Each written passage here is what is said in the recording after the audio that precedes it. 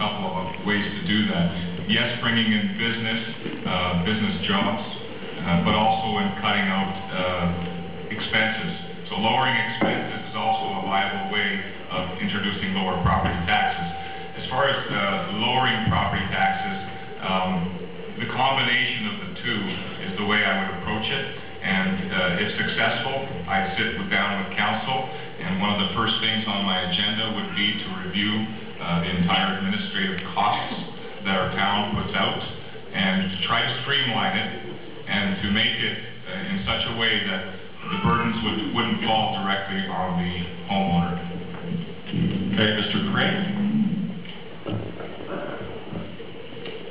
I think it revolves around getting the infrastructure up here and the industry and commercial. Some of that's provincial and various other levels of government. I think that's my main focus anyways, is to get that up here and then let it, once we get the money coming in, you can spend it accordingly. Thank you, Mr. Crane. Mr. Crossy. Yeah, I know it's frustrating, but you know, the blueprint is coming to place now with the secondary plans and fish plans, especially in the Keswick area, with the kind of infrastructure that's going into Keswick. There's probably about $300 million of infrastructure going in the ground right now. And then when you see the kinds of things like Walmart and Staples and Shoppers Drug Mart, they'll help, but it all comes down to service and the cost of those services. Do you eliminate services?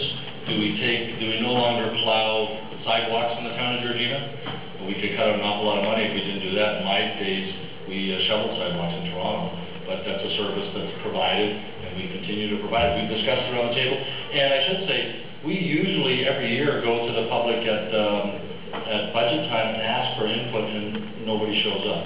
So we discuss it around the table. We try to come up with innovative ideas.